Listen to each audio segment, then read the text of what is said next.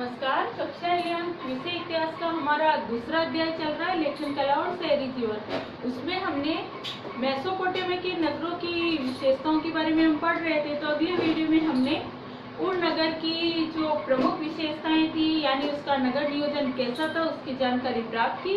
और आज हम मेसोपोटामिया की एक नगर मारी के बारे में जानकारी प्राप्त करेंगे, जो एक पशुचारक क्षेत्र था और बाद में एक व्यापारिक नगर के रूप में विकसित हुआ। तो मारी नगर की प्रमुख विशेषताएं आज हम पढ़ने वाले हैं।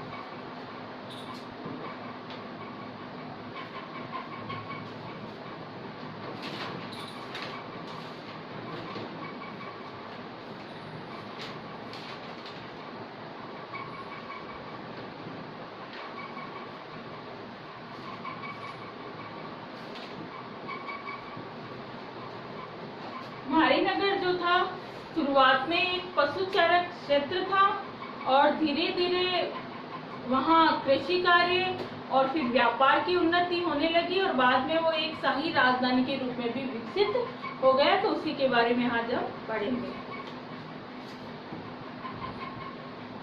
2000 ईसा पूर्व तक मारी नगर एक प्रसिद्ध शाही राजधानी के रूप में विकसित हो गया।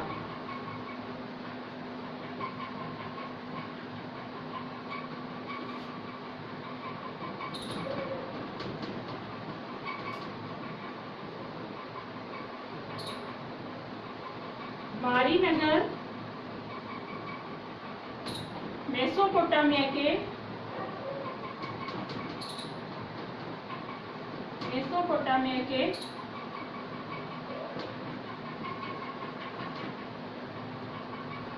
दक्षिण के उपजाऊ मैदानी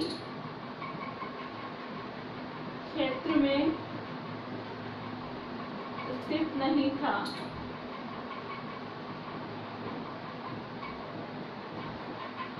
मारी नगर फरात नदी के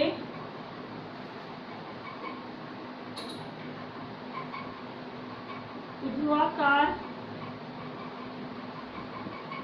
क्षेत्र में स्थित था, जहां कृषि व पशुपालन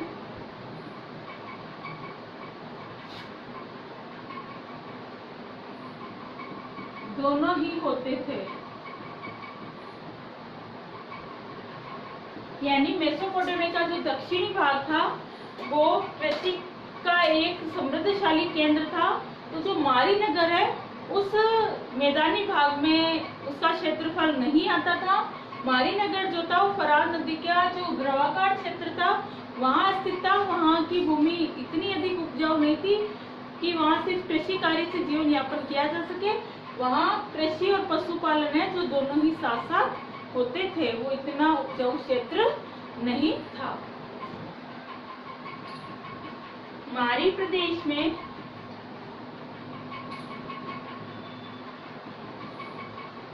अधिकांश संख्या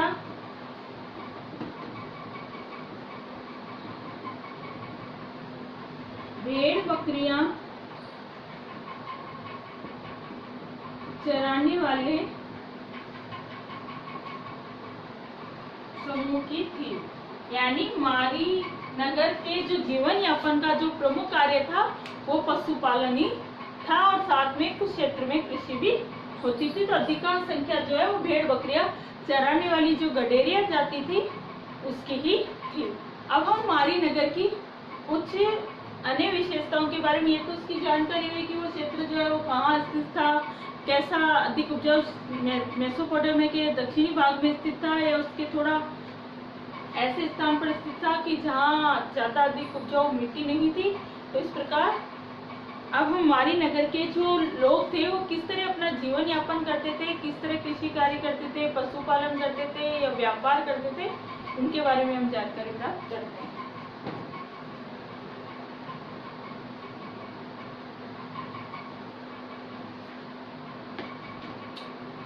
पहली विशेषता रहेगी खेती व पशुपालन। इसकी जानकारी आपको हो गई। हमारी नगर के जो लोग थे वो खेती और पशुपालन के द्वारा अपना जीवन यापन करते थे। दोनों ही व्यवसाय को करने वाले लोग यहाँ रहते थे, लेकिन पशुपालन करने वाले लोगों की और भेड़ बकरियां चराने वाले लोगों की संख्या जो थी वो यहाँ अधिक थी। इसके बाद है दूसरी विशेषता है यहाँ अनाज, धातु, अन्य सामान की प्राप्ति। देखो भाई, जो ये हमारी नगर के जो लोग थे वो खुद तो पशुपालन करते थे, ठीक है, भेड़ बकरियां चराते थे। अब उन्हें भोजन के लिए अनाज या अन्य कार्यों के लिए अन्य सामग्री, धातु सबकी आवश्यकता होती थी। तो वो ये सब सामग्री कैसे प्राप्त करते थे? तो जो पशुचारक जो लोग थे वो पशु तथा पशुओं से जो मिलने वाली सामग्री है ना, जैसे दूध है, दही है, पनीर है, चमड़ा और मांस, इन सब वस्तुओं के बदले ही ये धातु, अनाज और अन्य उपयोग की सामग्री उनसे प्राप्त करते थे। ठीक है, तो इस प्रकार आपस में वस्तु विनिमय प्रचलन में था। तो पशुओं से मिलने वाली सामग्री किसानों को दे देते थे और किसानों से अनाज प्राप्त कर लेते थे। तो और इसके साथ साथ जो पशुचारक थे उनके पशुओं के गोबर से बनने वाली खाद जो थी वो किसानों के खेतों के लिए उपयोगी होती थी। और इसके साथ साथ जो पशुचारक और जो किसान थे इनके बीच कभी कभी जो है झगड़ा भी हो जाया करता था। उसका कारण क्या होता था कि कभी कभी जो पशुचारक होते थे वो क्या करते थे, किसानों के उगे हुए बोए हुए खेतों में या फसल उगने के बाद अपने पशुओं को छोड़ देते थे, तो वो उनके फसल जो है नष्ट कर देते थे। इस कारण से किसान जो है गडेरियों से, पशुचारकों से नाराज हो जाते थे। और इसके साथ साथ ऐसा नहीं है कि सिर्फ गडेरी ऐसा करते थे, किसान भी क्या करते थे, कभी कभी उन पशुचारकों का रास्ता रोक लेते थे और उन्हें नदी नहरों तक आगे बढ़ने नहीं देते थे, क्योंकि पशुओं को पानी पिलाने के लिए या उन्हें एक स्थान से दूसरे स्थान पर जाने के लिए नदी पार करनी होती थी, आगे बढ़ना होता था, तो किसान जो उनका रास्ता रोक लेते थे। तो इस प्रकार इन दोनों समूहों के बीच संघर्ष भी होता था और आपस में लेन देन भी होता था। तो इस प्रकार हमने अभी हमारी नगर की दो विशेषताएं पढ़ी, एक खेती और पशुपालन और दूसरी विशेषता थी अनाज, धातु और अन्य सामग्री को प्राप्त करना। तो किस तरह इन दोनों में आपसी वस्तु विनिमय भी था और कभी कभी लड़ाई झगड़े भी होते थे। इसके बाद हम तीसरी विशेषता पे ध्यान देते हैं। हमारी नगर की जो तीसरी विशेषता है वो है पशुचारक समुदाय का आगमन। यानी ये जो पशुचारक समुदाय है वो उनका आगमन कैसे हुआ या उनकी संख्या में वृद्धि कैसे हुई, वो कहाँ से आए। ठीक है, तो ये जो पशुचारक जो समुदाय था, तो मेसोपोटामिया में जो कृषि समृद्ध क्षेत्र थे मेसोपोटामिया के, वहाँ पश्चिम के जो मरुस्थल में ये पशुचारक लोग रहने वाले थे। तो ये पशुचारक अपने पशुओं को चराने के लिए और इसके अलावा किसानों के खेतों में काम करने के लिए, और जब इनके पास अन्य कोई कार्य नहीं होता था तब वो भाड़े के सैनिक के रूप में कार्य करने के लिए क्या करते थे, पश्चिमी मरुस्थल से जो है मेसोपोटामिया के इस समृद्धशाली दक्षिणी क्षेत्र में आते थे और वहाँ ये जो है किसानों के खेतों में काम करना है, भाड़े के सैनिक के रूप में काम करने लगते थे। और इन जातियों में प्रमुख रूप से जो थी वो गडेरिया जाति थी यहाँ आने वालों में। और धीरे धीरे ये जो जातियां थी यहीं पर जो है कार्य करते करते विकसित हो गई और समृद्धशाली भी बन गई और इन्होंने यहीं पर अपना निवास स्थान बना लिया। तो इस प्रकार इन पशुचारक या इन खानाबदोश जातियों में जो प्रमुख रूप से जातियां थी उसमें अगदी, एमोराइट वंश, और इसके अलावा एसीरिया, इस तरह की कुछ जातियां जो थी वो यहीं के निवासी के रूप में बस गई। और आगे चलकर यही जातियां जो है वो समृद्धशाली तो हो ही गई थी, तो फिर शासक के रूप में भी इनका जो है शासन कार्य भी शुरू हो गया, यानी ये बाद में शासक भी बन गई। तो इस प्रकार अगला हमारा बिंदु रहेगा इसी विशेषता में कि जो मारी के जो शासक थे वो देवी देवताओं का सम्मान भी करते थे। अब मारी के जो शासक थे, इन्हीं जातियों में से जो प्रमुख रूप से एमोराइड वंश जो था, उसी जाति का जो है शासक मारी में प्रमुख रूप से हुए। तो एमोराइड वंश के शासक थे जिसने मारी पर शासन किया। तो इस प्रकार मेसोपोटामिया में ये जो खाना बदोश पशुचारक जातियों का जो है मेसोपोटामिया में आगमन हुआ, और उसके बाद ये जातियां जो थी वो मेसोपोटामिया के अनेक नगरों में फैल गई। तो इस प्रकार मारी पर जो है एमोराइड वंश के शासकों का शासन स्थापित हो गया। मारी के शासकों के द्वारा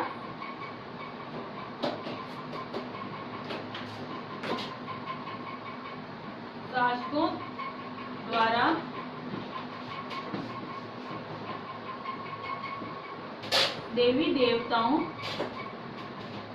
का आदर करना, यानी मारी के जो शासक थे वो देवी देवताओं का आदर करते थे। अब मारी के शासकों में एमोराइट वंश के शासक प्रमुख थे। एमोराइट वंश के शासकों का एक प्रसिद्ध उदाहरण हम्मुराबी, प्रसिद्ध शासक। एमोराइट वंश का एक प्रसिद्ध शासक था हम्मुराबी, जो अपनी विधि संहिता और किसानों के लिए भूमि सुधार के लिए अपने शासनकाल में प्रसिद्ध था।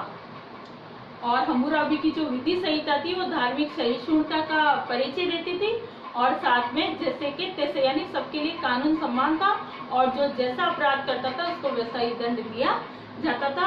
और किसानों के लिए भी करों में कमी करना, भूमि सुधार के अनेक कार्य उसने किए थे। तो इस प्रकार ये एमोराइट वंश का प्रसिद्ध शासक था। और इसके साथ साथ जो मारी के जो शासक थे वो एमोराइट वंश के थे, और उनकी वेशभूषा जो थी वो मूल निवासियों से अलग थी। जो मेसोपोटामिया के जो मूल निवासी थे उनसे मारी के जो शासक थे उनकी वेशभूषा अलग थी। और इसके अलावा ये मेसोपोटामिया के देवी देवताओं का सम्मान और आदर भी करते थे। उसका जो है एक उदाहरण है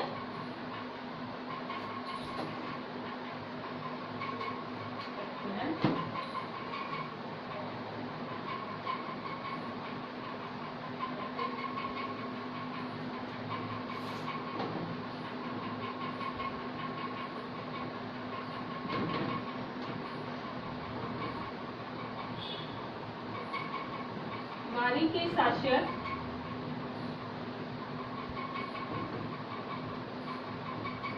मेसोपोटामिया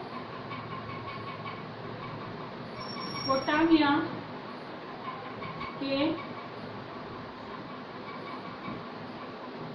देवी देवता का सम्मान करते थे। स्टेपी क्षेत्र में स्टेपी क्षेत्र के ड्रैगन देवता के सम्मान में एक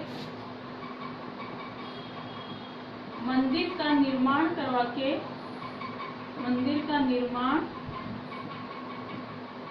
करवाकर मारी के शासकों ने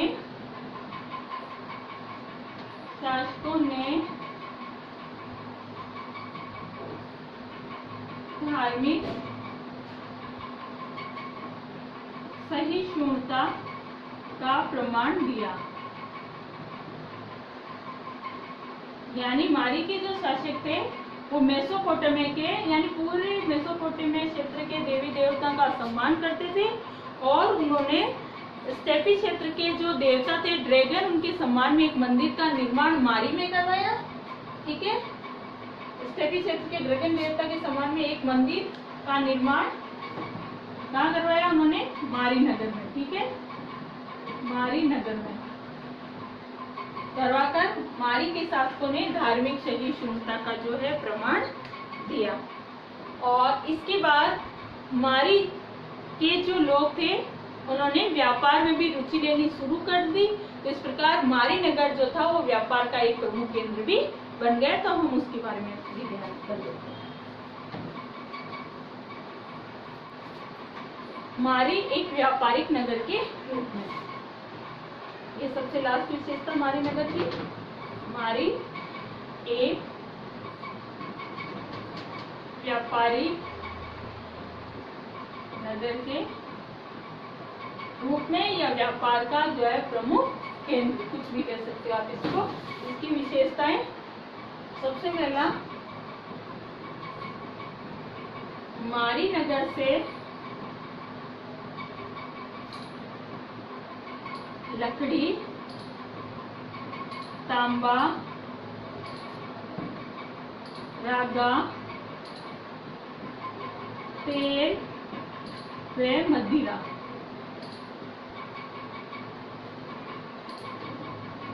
को फरात नदी के रास्ते से दक्षिणी सीरिया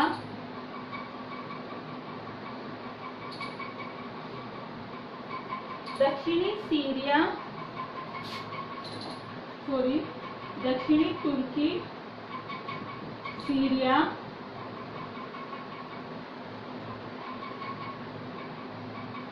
व लेबनान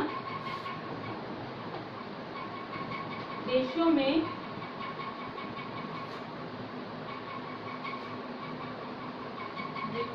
भेजा जाता था। यानी ये जो सामान है लकड़ी, तांबा, रागा, तेल, मदिरा, इन सब वस्तुओं को फरात नदी के रास्ते से जो है दक्षिणी तुर्की, सीरिया, ये जो प्रदेश थे यहाँ ये सामान जो है भेजा जाता था। इसके अलावा दक्षिणी नगरों से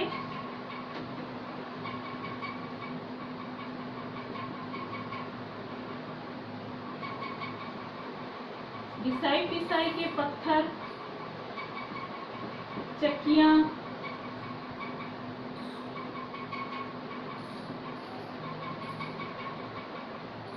तेल के पीपे,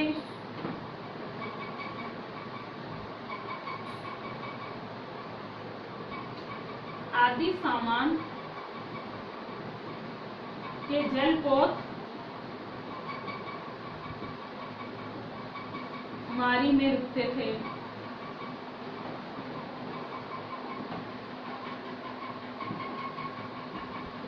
मारी के अधिकारी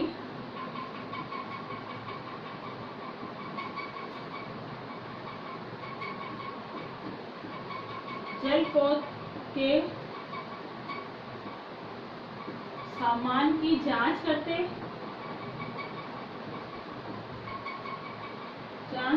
थे।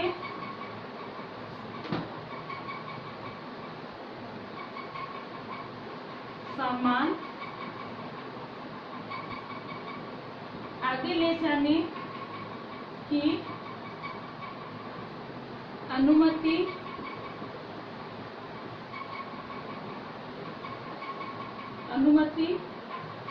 देने से पूर्व सामान के मूल्य का 10% प्रभार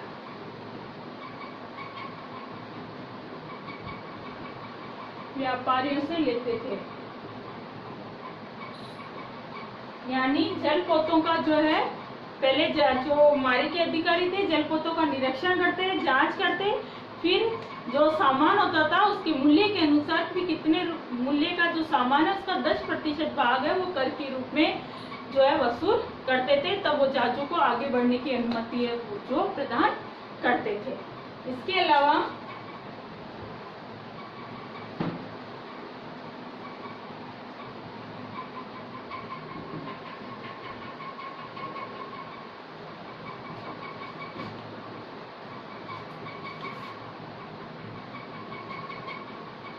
मारी की कुछ पट्टिकाओं में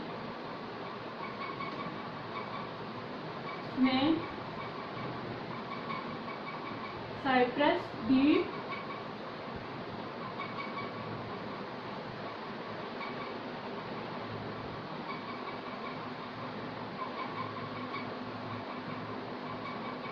अलास्का से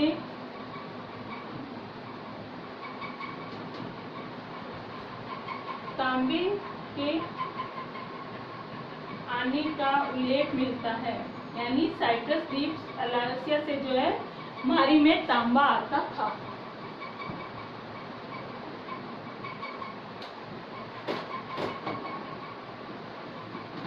अलास्का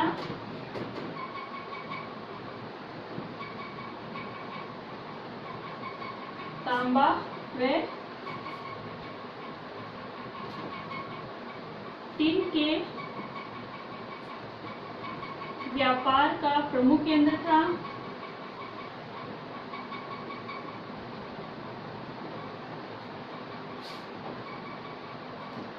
और तो इस प्रकार तांबे और टिन के साथ साथ यहाँ रागे का भी व्यापार होता था अलास्का में।